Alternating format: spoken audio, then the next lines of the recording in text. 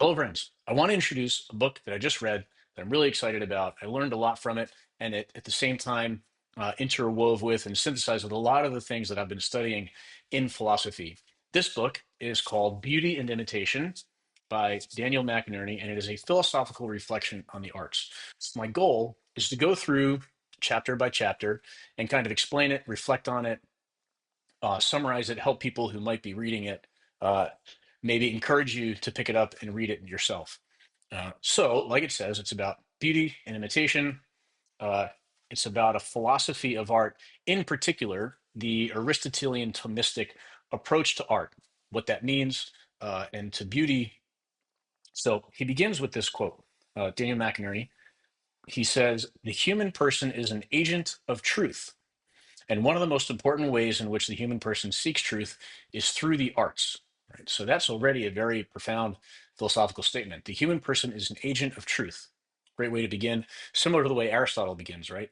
Man by nature desires to know. What does that mean? What are we trying to know? Truth, right? And one of the ways that we deal in truth is with art.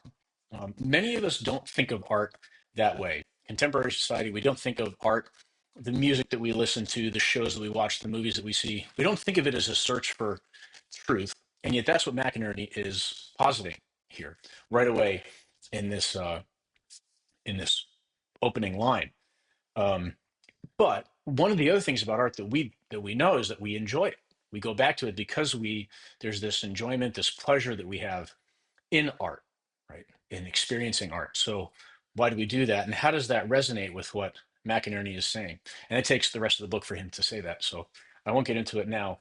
But art helps us in our agency as truth seekers, is what he's saying. So he says this is a philosophical reflection. So we're doing philosophy here. We're not doing art. He's not writing a story for us to enjoy or producing a piece of music that we're going to listen to and feel the pleasure of. Instead, we're reflecting on it, right? When we're listening to music, we are just enjoying the music, right? Or an artist is creating art, they're just creating the art, right? But when we step back and reflect on it, what is art? What is it that makes that a good film? We are engaged in philosophical reflection at that point, and he's going to get very philosophical in his reflection here. um, and yet at the same time, I would say, someone like myself, I enjoy this reflection. So we're not enjoying the art, but I'm enjoying the reflection on art, or you could say.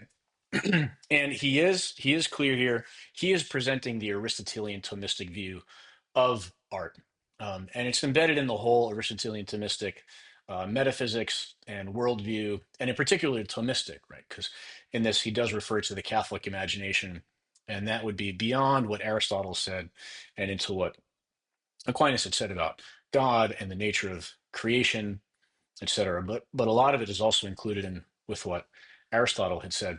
Their basic philosophy of art didn't say a lot, but they said some things, and it's enough to generate a whole philosophy of art. And again, it's all in context. The basic philosophy of art is that art is, well, what he quotes as mimesis. Think mimic, right? It means imitation. That's how it gets quoted most of the time. And he says that's not necessarily a great translation because that can be misunderstood, right? And so he starts off with chapter one. He gives a brief summary of what he's going to do in each chapter.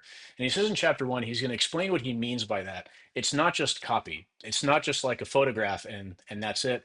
When a painter is trying to paint something, they're trying to be as exact as possible to exactly what someone might see when they're looking at something. There's something beyond that. There's something more intelligible, kind of like getting at the essence of something that art is trying to portray, right? So not just a physical copy, or what you might hear or something like that. A movie is not just as accurate to the events as it could be. There's some sort of higher reality or some sort of human experience that is trying to be conveyed, right? So imitation is not just the same thing as mere copying, just pure visual or audio accuracy. Um, in chapter two, he talks about the subject of art, right? So, what is it then that we're trying to copy?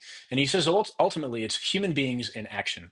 There's a protagonist, there's something or someone who is searching for, who's on this human quest that we all have, and that is the quest for happiness.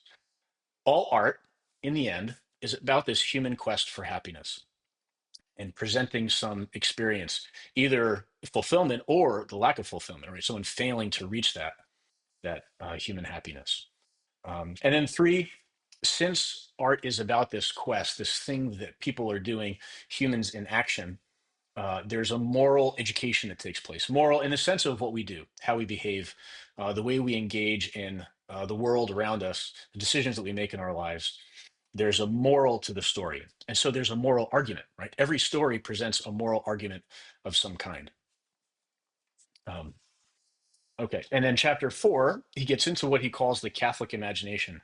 If there is this quest for happiness that we're all on, then there is a way of looking at the world that makes sense of the world and that we try to seek happiness. Not everybody has a Catholic viewpoint, but he tries to make sense of art in this particular viewpoint of philosophy and with a particular viewpoint on the way that the world is and the way that human beings are situated in the world and what is it that makes us truly happy and what can lead us to that happiness, right? So it's a Catholic view of the world, you could say.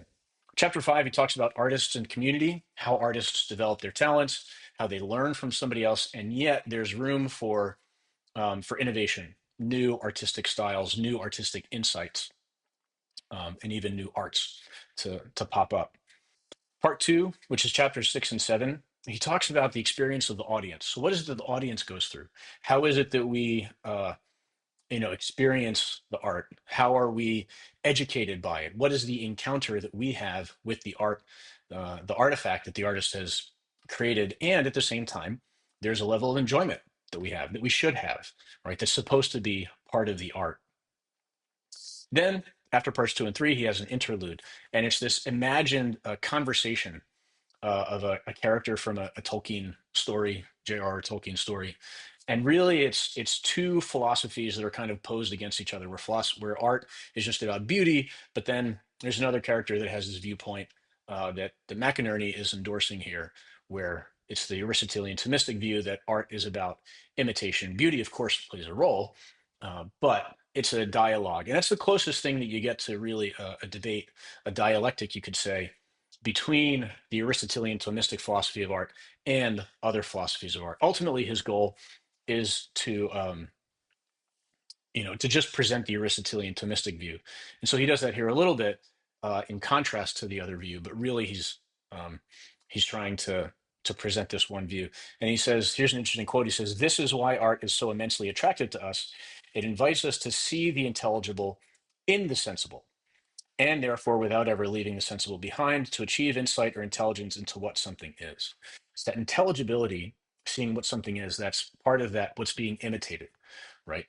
Um, and yet we can see that thing, and it's not just a treatise, it's not just a philosophical treatise, sort of dry and laid out step by step, but there's the enjoyment of seeing something sensible or experiencing something sensible, and yet having that intelligibility behind it as well, which is a delight to the mind and then through the art also a delight to the senses. So delight is certainly a part of this. We're not trying to deny that in art.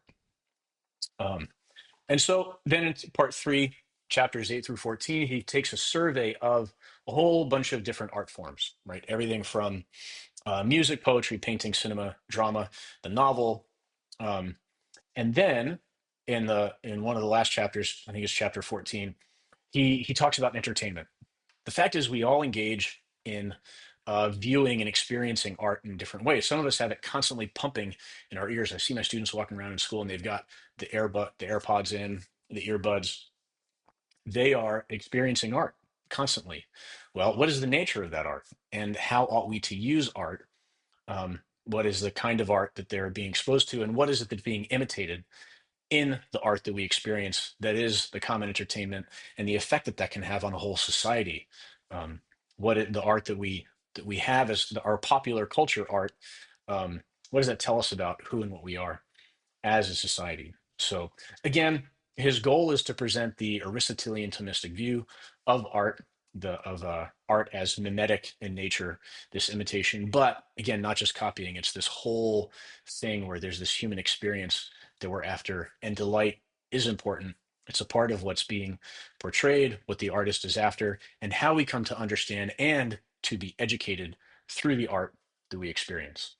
Okay, so we're still in Roman numerals at the end of this introduction, and then part one we will get to shortly. So please like, subscribe, and share, and stay tuned as we go through this great book that I highly recommend.